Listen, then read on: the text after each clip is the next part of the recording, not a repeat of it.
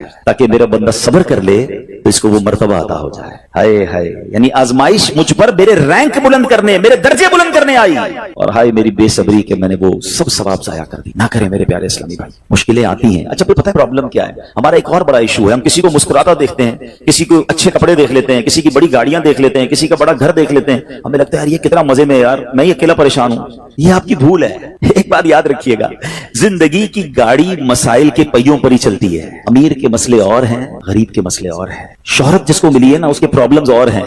जो गैर मारूफ है उसकी प्रॉब्लम और है। जमाने में हर किसी को कुछ ना कुछ इशू जरूर है। ये ना समझे कि यार ये इतना मुस्कुरा रहा है, क्या पता इस मुस्कुराहट के पीछे कितने दुख छुपाए बैठा है। आप यकीन करें, बिलीव करें, ऐसा नहीं है कि सब लोग 100% खुशहाल है। प्रॉब्लम सबके साथ होते हैं। मैं क्या क्या बताऊं आपको, हमारे पास तो लोग दुआएं करवाने आते हैं ना, ऐसी ऐसी प्रॉब्लम बताते हैं कि पैरों से जमीन निकल जाती है। बाज़ औक़ात हम इतने बड़े घर में जाते हैं, उसकी गाड़ियां करोड़ों रुपए की खड़ी हैं, उनसे मुलाकात हुई, वो कहते हैं हज़रत आपसे अलग से दुआ करवानी है। जब वो बेचारा अपना मसला बताता है ना, हमें लगता है यार हमारा तो गम ही कुछ नहीं है। कितनी बड़ी आजमाइश से गुजर रहा है, कितनी बड़ी प्रॉब्लम से गुजर रहा है। मैं आज की आपको मिसाल देता हूं। एक हमारे बहुत अच्छे भाई थे, आज से कुछ अरसा पहले उन्होंने हमें एक माशाल्लाह प्रॉपर्टी दावत इस्लामी के लिए, बच्चियों के मदरसे के लिए दी, और उसके चंद दिनों बाद उनका विसाल हो गया। उनको बेचारों को कैंसर था। मैं उनके घर पे दुआ करने गया, उनके बेटे ने मुझसे जब गले लगाना तो बेटा रोने लगा। अच्छा, मैं समझा कि बेचारा अपने वालिद को याद करके रो रहा है, 16 दिन पहले इंतकाल हुआ। अंदर गए, दुआ की, उसके बाद मेरे कान में कहता है कि अब्दुल रवी भाई इस वक्त मेरी ज़ौजा हॉस्पिटल में है। मैंने कहा क्या हो गया? कहा मेरी वाइफ को ब्लड कैंसर हो गया है। वालिद का कैंसर में इंतकाल हुआ है। अल्लाह ने बड़ा नवाजा उनको, ज्वेलर्स हैं, लेकिन मैं यकीन करें, मैं आपको सच बता रहा हूं, मैं गाड़ी में बैठ के मैं भी रोने लगा, क्योंकि वो बंदा जब मुझे छोड़ने आया ना, फिर मेरे गले लग के रो रहा था। मैं सोचने लगा यार कितना दुख है लोगों को, अल्लाह ने कितनी बड़ी हम पर मेहरबानियां की है।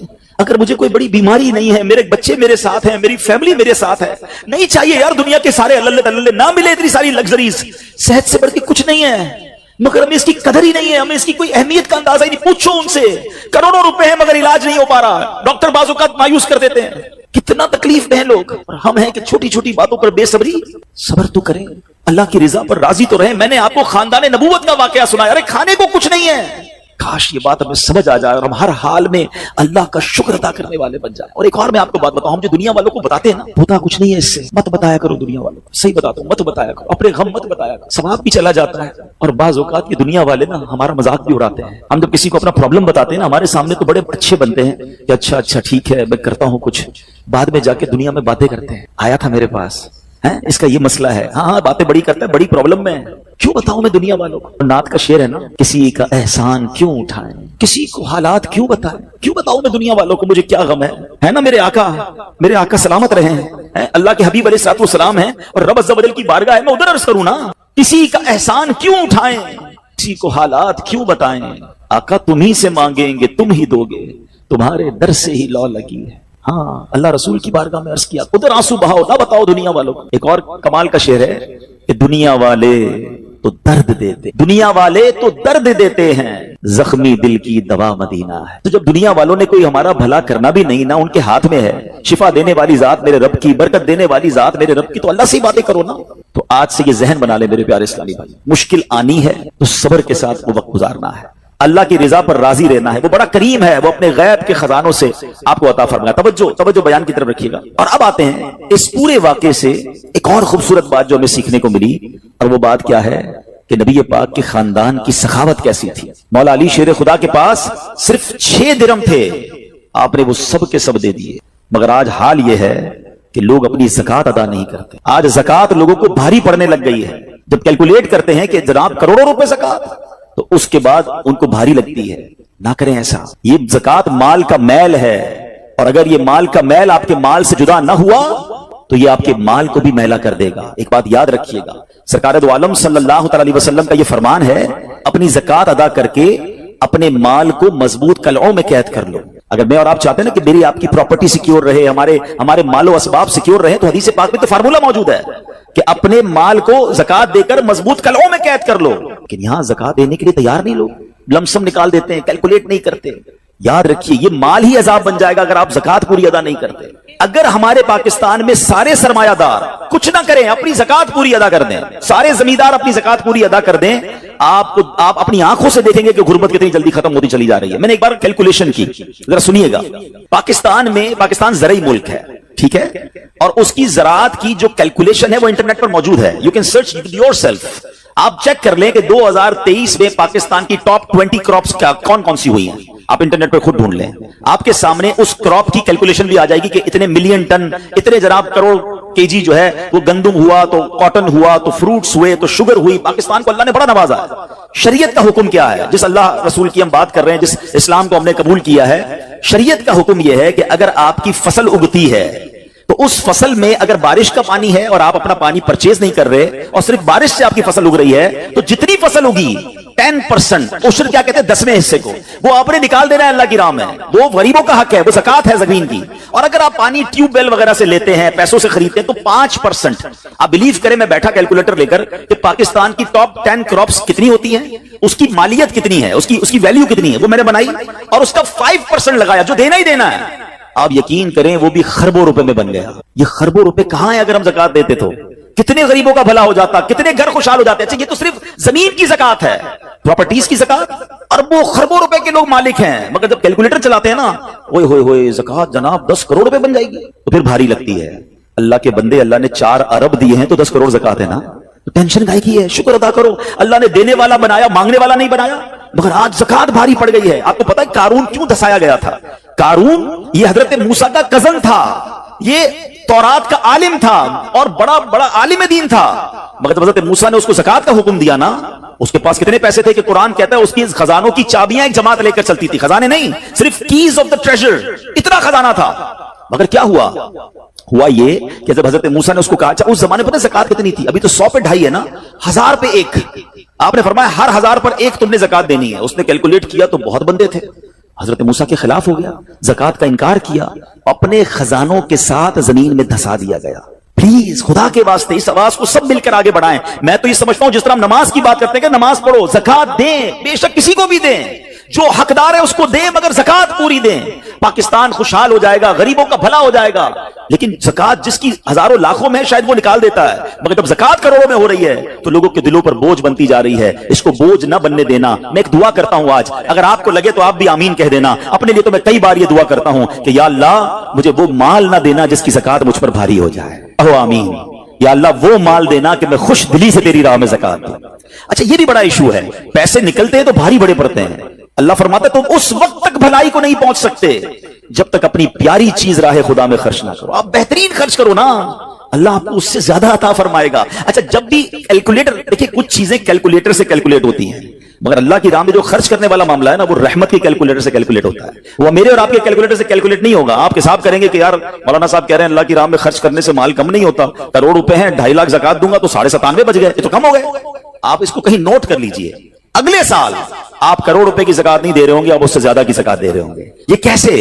جو بھی زکات دیتا ہے آپ اس کو پوچھ لیجئے, ہر سال اس کی زکات بڑھتی ہے. کیوں بڑھتی ہے بھائی؟ زکات تو پیسے کم ہونے چاہیے تھے. نہیں جناب, یہ میرے نبی علیہ الصلوۃ والسلام کا وعدہ ہے. ویسے تو میرے آقا جو فرمائے حق ہے, مگر اس حدیث میں اللہ کے رسول علیہ الصلوۃ والسلام نے قسم اٹھائی. آپ فرماتے ہیں میں قسم کھا کر کہتا ہوں اللہ کی راہ میں خرچ کرنے سے مال کم نہیں ہوتا. پھر تو لاک کر دو نا, پھر تو سمجھ جاؤ کہ جب نبی پاک قسم اٹھا کر فرما رہے ہیں. اچھا پھر آپ سب کو دیکھ لیں, جو بانٹ رہا ہے نا ہم ہر سال اس کا بڑھتے ہوئے دیکھ رہے ہیں, کم نہیں ہوتا. یہ بے وقوفی ہے جو یہ سوچتا ہے کہ یار دے دوں گا تو کم ہو جائے گا. نہیں. اور پھر میں آخری بات کر دوں اپنے بیان میں, جو ایک اور ایشو جو بہت بڑا ہم دیکھتے ہیں, ایک تو زکات پوری دینی ہے اور انجوائے کر کے دینی ہے, خوش دلی سے دینی ہے, مزے لے کر دینی. یہ نہیں کہ دل پر بوجھ, یار کیا کروں 1 سال ہو گیا اب تو زکات دینی پڑے گی. نہیں, یہ نہیں. دو اور انجوائے کرو, اللہ کی راہ میں خوش دلی سے دو. ایک واقعہ سن لیں, بات اور کلیریفائی ہو جائے گی. حضرت ابو جعفر اپنے زمانے کے بڑے ابدال ہیں. ان کے گھر میں ایک فقیر آیا تو انہوں نے اپنی زوجہ کو کہا کہ اپنے پاس کیا ہے دینے کے لیے؟ کہ حضور صرف 4 انڈے ہیں گھر میں, nothing else, 4 eggs only. کہا یہ 4 ہی دے دو. ایمان اور عقیدہ اور بلیف دیکھیں, 4 دے دو. 4 دے دیے. تھوڑی دیر بعد دروازے پر دستک ہوئی, دیکھا تو ایک بندہ ٹوکری لے کر آیا. کہا کیا آئے؟ بیگم سے پوچھا, کہا آپ کے دوست نے انڈے بھجوائے ہیں. کہا کتنے آئے ہیں؟ کہا صاحب ذرا سنیے گا, کتنے آئے؟ تو کہا کہ 30 آئے ہیں. کہا 30 کس حساب سے آئے؟ ہم نے تو 4 دیے تھے نا. اب ایمان, ان کا عقیدہ اور ان کا بلیف دیکھے, کیا 4 دیے تو 40 آنے چاہیے تھے. ایک کا 10 اللہ کا وعدہ ہے نا. تو کہا حضور آئے تو 40 ہیں مگر 10 انڈے ٹوٹے ہوئے ہیں. تو آپ نے اپنی زوجہ سے پوچھا کہ سچ بتاؤ جو تم نے 4 دیے تھے اس کی کنڈیشن کیا تھی؟ کہ حضور بات یہ, جب میں نے 4 دیے تھے نا اس میں بھی 3 ثابت تھے, 1 ٹوٹا ہوا ہی تھا. یہ فارمولا آج یاد کر لو, پورے دو گے پورے ملیں گے, ٹوٹے دو گے ٹوٹے ملیں گے. اب آپ چیک کیجئے کہ جب اللہ کی راہ میں خرچ کرنے کی باری آتی ہے, میں اپنا مال دل سے نکلتے ہوئے دکھ ہو رہا ہے یا خوشی ہو رہی ہے؟ बेहतरीन दे रहा हूं या बचाने की कोशिश कर रहा हूं? हमेशा याद रखें, हम अल्लाह की राह में खर्च करते हैं, हमारे पैसे नहीं पहुंचते वहां पर, वहां नीयत पहुंचती है। अब मुझे बताओ ना यार, हम अपने लिए खर्च करते हैं बेहतरीन खाना, बेहतरीन लिबास, और गरीब को देना है तो बचा हुआ लेफ्ट ओवर। अब अच्छा अब मैं कहता हूं 100 बंदों को नहीं खिला सकते, ना खिलाएं, 2 को खिलाएं, अच्छा खिलाएं, कोई बात नहीं। आप किसी के दिल में खुशी तो दाखिल करें, अपने घर वालों के लिए लिबास खरीद लें, 2 गरीब बच्चों के लिए वैसा ही लिबास खरीद लें, फिर देखिए आपको कैसी बरकतें मिलती हैं। तो हमें इस बार ये एक अंदाज इख्तियार करना है कि हमने अल्लाह की राह में बेहतरीन खर्च करना है। इसको हम एक गलती क्या करते हैं, फितरे की, जो फितरे की जो बात है उसमें मैं आपको एक बात बताता हूं। फितरा हदीस पाक में 4 किस्म का बयान हुआ है, गंदुम का, जौ का, किशमिश का और खजूर का, ठीक है। लेकिन हम बचपन से सुन रहे हैं, जब भी फितरे की बारी आती है, हम पहले 50 रुपए था वो दे दिया, 100 दे दिया, 200 दे दिया, 300 दे दिया। हमें ये पूरी हदीस या तो हमने पढ़ी नहीं थी या हमारे जहन में नहीं थी, मगर हदीस पाक में 4 किस्म का फितरा बयान हुआ है। गरीब आदमी गंदुम का फितरा दे दे कोई बात नहीं, मगर जो रोजाना बेहतरीन इफ्तारी कर रहा है, बेहतरीन खाने खा रहा है, सच बताओ उसको कौन सा फितरा देना चाहिए? मेरी इफ्तारी रोज अजवा खजूर से है और ईद वाले दिन मैं गंदुम का फितरा दे आता हूं। हमेशा याद रखिए, अच्छा खर्च करे ना। इस बार फितरा जिसको अल्लाह ने जैसा नवाजा है, गरीब आदमी के लिए बात नहीं कर रहा, जिसको नवाजा है रब ने। क्या हम कभी ऐसा करते हैं कि ईद की शॉपिंग के लिए जाएं, दुकानदार से कहें कि यार जो कपड़ा सबसे सस्ता है वो निकाल दो, सबसे सस्ते जूते निकाल दो, मैंने ईद पढ़नी है? बेहतरीन चाहिए, अपने लिए बेहतरीन लेना है, अल्लाह की राह में लोएस्ट वाला फितरा देना है। खुद गौर करें, खर्च कीजिएगा, दिल से करें, अल्लाह और नवाजेगा। और ये तो वक्त है लोगों को बांटने का, ये वक्त है मुसलमान भाइयों का हाथ पकड़ने का, गरीबों की मदद करने का, किसी की इफ्तारी अच्छी कर दें, किसी की सहरी अच्छी कर दें, किसी को लिबास देकर उसकी ईद अच्छी कर दें। ना जाने किसकी दुआ के सदके आपका बेड़ा पार हो जाएगा। तो है मेरे प्यारे इस्लामी भाइयों, जो मैंने मौला अली शेर खुदा करमल्लाहु तआला वजहुल करीम और उनके खानदान का वाकया सुनाया, उसमें मैसेज ही ये था कि सखावत इसको कहते हैं। ये है अल्लाह की राह में खर्च करना, जो कैसे बलाओं को और बीमारियों को दूर करता है। मगर आज हाल ये है, यकीन जाने दुख होता है जब हम मिलते हैं लोगों से, उनकी वेल्थ पता होती है, मगर ज़कात पूरी देने के लिए कोई तैयार नहीं है। खुदा रसूल के वास्ते आप भी और ये पैगाम को आम करें। मैं नहीं कहता आप दावत इस्लामी को दें कि ज़कात तो पूरी दो यार, ये वो माल है जो आप मारे जाओगे, ये माल आपके लिए अजाब का बाइस बन जाएगा।